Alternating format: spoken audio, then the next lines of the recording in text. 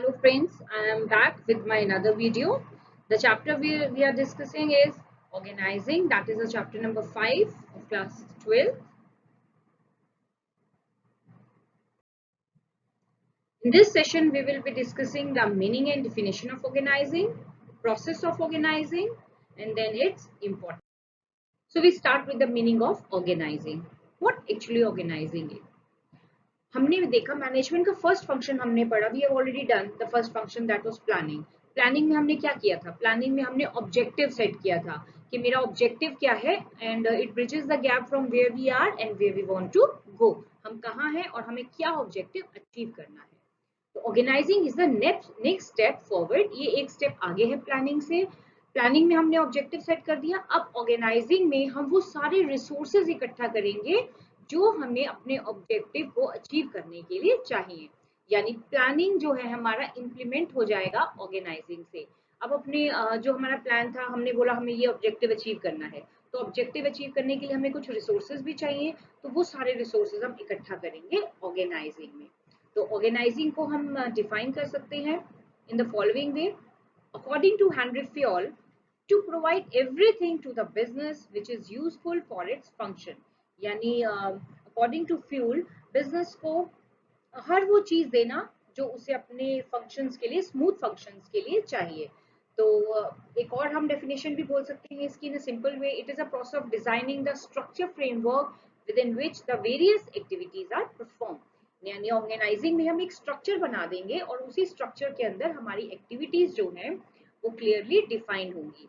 बहुत सिंपल सा मैं एक एग्जांपल लेती हूँ। चलिए आपके स्कूल से ही एक एग्जांपल लेते हैं।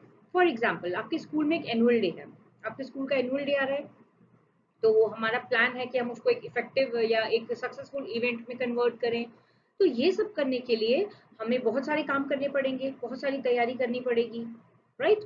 हमें फॉर एग्जांपल टेंट बुक कराना है, हमें कैटर्स बुक कराना है, हमें टीचर्स को ड्यूटीज देनी है कि कौन सी टीचर्स क्या करेंगी, हमें बच्चों की भी हेल्प लेनी है।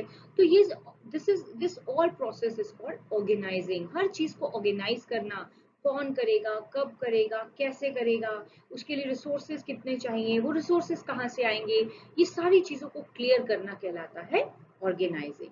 तो यस डेफिनेटली ऑर्गेनाइजिंग एक फ्रेमवर्क बना देगा कि हमें अपने फंक्शन के लिए कितने लोगों की जरूरत है, कैटर्स कहाँ से आएंगे, ये सब हमने डिसाइड करके एक फ्रेमवर्क बना के रख लिया। अब वो सारी एक्टिविटीज जो है इसी फ्रेमवर्क के अंदर जो है परफॉर्म करेंगे, right. I hope the meaning is clear. Now we talk about the organising process. अब हमने ऑब्जेक्टिव हमें पता है कि हमें क्या इवेंट करना है, बिजनेस के लिए क्या करना है, अब हम उसको ऑर्गेनाइज कैसे करेंगे। तो we will talking about the organising process. Organising process में 4 स्टेप्स आते हैं, IDAE, राइट। कोई भी प्रोसेस आप या कोई भी स्टेप्स करते हैं तो you have to follow the sequence, you can not break the sequence, you have to follow it as it is, right. तो first step in the process is identification and division of work. तो सबसे पहले हमें पता चल गया हमारा objective क्या है, मुझे क्या करना है, ये हमने प्लानिंग में क्लियर कर लिया। अब इस ऑब्जेक्टिव को अचीव करने के लिए हम क्या क्या काम करेंगे। पहला, identification and division of work. हम सबसे पहले ये आइडेंटिफाई करेंगे कि हमारा काम एक्चुअल में हमें क्या काम करना है, राइट। और उसके बाद हम उसे डिवीजन ऑफ वर्क करेंगे on the basis of specialisation. एक छोटा सा एग्जाम्पल मैं लेती हूँ जिससे आपको डिवीजन ऑफ वर्क जो है बहुत इजिली क्लियर हो जाएगा। डिवीजन ऑफ वर्क का मतलब होता है स्पेशलाइजेशन के बेस पे काम को डिवाइड कर देना। फॉर एग्जाम्पल, अगर आप किसी बैंक में चले जाओ तो आपने देखा होगा वहाँ अलग अलग काउंटर्स होते हैं, अलग अलग कैबिन्स होते हैं। एक कैबिन में आप वहाँ अगर किसी को चेक डिपॉजिट कराना है तो वो अलग जगह जाएगा, किसी को मनी डिपॉजिट कराना है तो वो अलग काउंटर पे जाएगा, राइट। पब्लिक इंक्वायरीज को सेटिस्फाइड करने के लिए वहाँ पे एक अलग रिसेप्शन होगा या एक अलग टेबल होगी। तो वो क्या है एक्चुअली, वो है डिवीजन ऑफ वर्क। काम को बांट दिया गया है कि मनी कौन रिसीव करेगा, मनी पे कौन करेगा, क्वेरीज को कौन सॉल्व करेगा। हर काम के लिए अलग अलग लोगों को बिठा दिया गया है। This is called division of work on the basis of specialisation, कि जो काम, जिस काम में आप स्पेशलाइज्ड हो आपको वो काम करना चाहिए। ये कहता है division of work. Second is departmentalisation. Departmentalisation का मतलब है all the similar jobs should be put under one department। ये समझाने के लिए बहुत सिंपल सा मैं आपको एग्जांपल लेती हूँ। फॉर एग्जांपल आपके स्कूल में if I talk about 11th and 12th standard, जैसे कॉमर्स के बहुत सारे टीचर्स हैं, साइंस के लिए अलग टीचर्स हैं, ह्यूमैनिटीज सेक्शन के लिए अलग टीचर्स हैं। तो all the teachers of commerce department है ना, we call them commerce department. क्यों? Because they all teachers belong to commerce stream. तो कॉमर्स स्ट्रीम के जितने भी टीचर्स हैं हमने उनको एक डिपार्टमेंट में रखा और उस डिपार्टमेंट का नाम दिया commerce department. Means all the teachers in this department are teaching to the commerce stream students. तो दिस इज कॉल्ड डिपार्टमेंटलाइजेशन, यानी सिमिलर एक्टिविटीज को एक ही डिपार्टमेंट में रख देना। अब साइंस डिपार्टमेंट में क्या होगा? All the teacher must be teaching the science, bio, chemistry. तो सारे टीचर्स को हमने, इंग्लिश डिपार्टमेंट में सारे इंग्लिश के टीचर्स होंगे। तो जब हम सिमिलर नेचर की जॉब्स को एक जगह इकट्ठा कर देते हैं उसे हम बोलते हैं डिपार्टमेंटलाइजेशन। तो ऑर्गेनाइजिंग में पहले हमने काम को बांट दिया, फिर हमने सिमिलर एक्टिविटीज को एक डिपार्टमेंट में रख दिया। बिजनेस में भी तो सिमिलर एक्टिविटीज होती हैं, जैसे फाइनेंस है तो फाइनेंस को कलेक्ट कितना चाहिए, उसके कलेक्शन में जो लोग लगे हैं, उसका एस्टिमेशन में जो लोग लगे हैं, हमने उनको एक डिपार्टमेंट में डाल दिया और उस डिपार्टमेंट का नाम रखा फाइनेंस डिपार्टमेंट, राइट। तो नेक्स्ट प्रोसेस होता है departmentalisation. Third is assigning of duties.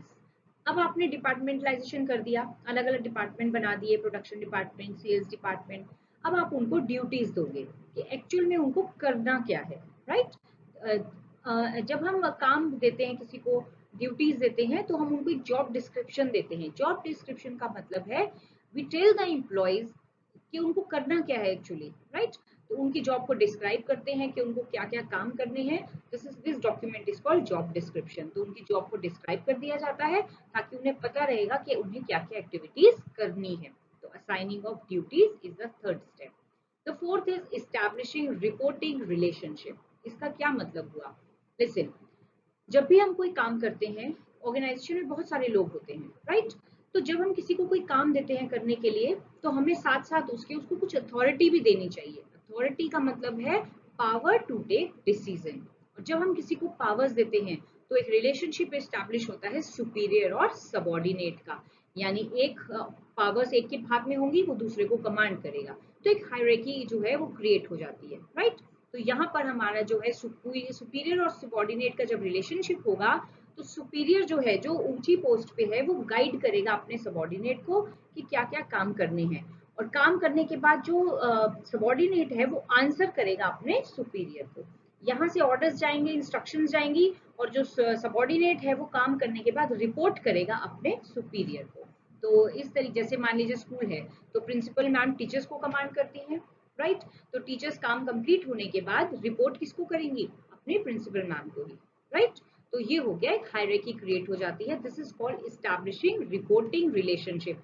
यानी हर पर्सन को पता होना चाहिए कि काम कंप्लीट होने के बाद उसे किसे रिपोर्ट करना है। ड्यूटीज आपने साइन कर दी, काम पता चल गया। काम कंप्लीट होने के बाद आप किसे रिपोर्ट करोगे, that should also be clear. तो ये जो ऑर्गेनाइजिंग का प्रोसेस है, इसको आप 1 to 1 आपको इसको याद करना है। इसके प्रोसेस को, सीक्वेंस को भी सेम रखना है। तो इसके लिए कीवर्ड आप याद कर सकते हैं IDAE, right. Identification, departmentalisation, assigning the duties, and last is establishing reporting relationship. तो ये प्रोसेस जो है वो 6 मार्क्स के लिए आपका आ सकता है। तो you have to learn it as it is. So now we start with the importance of organizing, कि अगर हर चीज ऑर्गेनाइज्ड है, प्रॉपर्ली कंडक्ट हो रही है बिजनेस में, तो उसके बेनिफिट्स क्या होंगे। So we start with the first benefit, that is benefits in specialization. As we have already discussed, specialization means dividing the work into smaller tasks, and each task should be performed by a person who is specialized in that, right? काम को आपने parts में बांट दिया और हर काम वो person कर रहा है जो उसमें स्पेशलाइज्ड है। फॉर एग्जाम्पल, आपको अकाउंट्स मेंटेन कराने हैं तो आपने उसके लिए एक सीए को हायर किया, राइट। आपको मार्केटिंग करानी है तो आपने एमबीए इन मार्केटिंग को सर्च किया। तो हर काम जब एक स्पेशलाइज पर्सन करेगा तो इससे हमारी जो ऑर्गेनाइजेशन है उसकी इफेक्टिवनेस बढ़ेगी और जो एफिशिएंसी है वो बढ़ेगी और ऑब्जेक्टिव जो है इजीली अचीव हो जाएंगे। तो स्पेशलाइजेशन के बेनिफिट्स मिलेंगे फर्म को अगर ऑर्गेनाइजिंग प्रॉपर तरीके से हमारी होगी ऑर्गेनाइजेशन में। Second point is clarity in working relationship. Organising में हमने क्या किया, एक स्ट्रक्चर फ्रेमवर्क बना दिया। जैसे कि हमने प्रोसेस में बात की थी कि हर पर्सन को पता है कि उसे ऑर्डर्स कौन देगा, हर पर्सन को पता है कि वो किसको ऑर्डर दे सकता है। एक हायरार्की हमने क्रिएट की थी और अथॉरिटी रिलेशनशिप हमारे जो थे, रिपोर्टिंग रिलेशनशिप जो थे, वो एवरीथिंग वाज क्लियर। हर इंसान को पता है कि उसे ऑर्डर किसे मिलेंगे, उसको रिपोर्ट किसे करना है।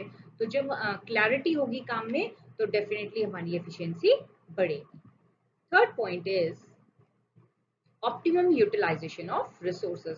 हमारे रिसोर्सेज का प्रॉपर यूटिलाइजेशन होगा, क्योंकि यहाँ पर हमने जॉब डिस्क्रिप्शन की बात की थी कि हर पर्सन को पता है कि उसकी जॉब डिस्क्राइब है कि उसे क्या करना है। असाइनिंग जब हमने ड्यूटीज असाइन की थी तो हम डॉक्यूमेंट देते हैं जॉब डिस्क्रिप्शन, जिसपे उसकी ड्यूटी जो है वो प्रॉपरली इट्स रिटन कि तुम्हें क्या करना है। जब हमारी ड्यूटीज प्रॉपरली रिटन में होंगी तो हमें हर चीज पता रहेगी कि हमें क्या करना है और क्या नहीं करना। इससे डुप्लीकेशन नहीं होगा और ओवरलैपिंग भी नहीं होगी। कोई काम छूटेगा नहीं, कोई काम 2 बार भी नहीं होगा, क्योंकि हर इंसान की जो ड्यूटीज है उसको प्रॉपरली पता है। तो इससे जो हमारे रिसोर्सेज हैं वो सेव होंगे। रिसोर्सेज हमारे टाइम भी हो सकते हैं, मटेरियल रिसोर्सेज भी हो सकते हैं, तो उन सबकी सेविंग होगी। The next is adoption to change, right? Change is the only thing which is constant. Change हमेशा होते रहते हैं, right? ऑर्गेनाइजिंग जब भी हमने एक पूरा स्ट्रक्चर फ्रेमवर्क किया, कौन कितना काम करेगा, किसकी क्या ड्यूटीज हैं, किसके सुपीरियर कौन है, सबऑर्डिनेट कौन है, ये वो हायरार्की भी क्लियर है, सब कुछ क्लियर है। तो जब चेंजेस आएंगे तो वो बहुत स्मूथली, हमने डिपार्टमेंटलाइजेशन भी किया यहाँ, तो जिस डिपार्टमेंट को चेंज इफेक्ट कर रहा है बहुत स्मूथली उस चेंज को इंट्रोड्यूस कर दिया जाएगा उस डिपार्टमेंट से, ताकि जो काम है हमारा वो स्मूथली चलता रहे। Next is effective administration. जब हम स्पेशलाइजेशन करेंगे, जब हमारी क्लैरिटी होगी वर्किंग रिलेशनशिप में, जब रिसोर्सेज हमारे ऑप्टिमम यूटिलाइज होंगे, तो डेफिनेटली हमारा जो एडमिनिस्ट्रेशन है वो इफेक्टिव ही चलेगा। Next is expansion and growth. किसी भी ऑर्गेनाइजेशन में अगर ऑर्गेनाइजिंग अच्छी होगी तो उसकी जो ग्रोथ है वो बहुत जल्दी होगी। तो better organising always lead to the betterment of the organisation as a whole. And the last point is development of personnel. Development of personnel organising का एक बहुत इंपॉर्टेंट एलिमेंट है डेलीगेशन ऑफ अथॉरिटी, वो आप नेक्स्ट क्लास में आप वो सुनेंगे। डेलीगेशन ऑफ अथॉरिटी क्या होता है, थोड़ा सा आपको इसका हिंट देती हूँ। डेलीगेशन ऑफ अथॉरिटी मतलब अपने वर्कलोड को कम करने के लिए कई बार हम अपना काम अपने जूनियर्स के साथ डिवाइड कर लेते हैं, राइट? कि मेरे ऊपर बहुत बर्डन आ गया तो मैंने किसी की हेल्प ले ली। This is called delegation of authority. तो जब हम डेलीगेशन ऑफ अथॉरिटी करेंगे, मैंने अपना थोड़ा सा काम अपने जो सबऑर्डिनेट थे उसको दे दिया, जो मेरे अंडर काम कर रहे थे, तो उससे क्या होगा, मैं थोड़ा सा रिलीफ हो जाऊंगी, मुझे थोड़ा टाइम मिलेगा, तो मैं अपने उस टाइम को कोई और काम में लगाऊंगी जो शायद ज्यादा प्रोडक्टिव, राइट? तो इससे मेरी डेवलपमेंट होगी, क्योंकि I will be able to focus my energy on more productive work. तो इससे क्या होगा, पर्सनल का डेवलपमेंट होगा। तो these were the importance of organising. तो आज की क्लास में हमने प्रोसेस और इम्पोर्टेंस कर लिया है। These 2 questions are important. Next class हम बाकी के चैप्टर्स करेंगे। That's all for today. Thank you so much. See you in my next video. Bye.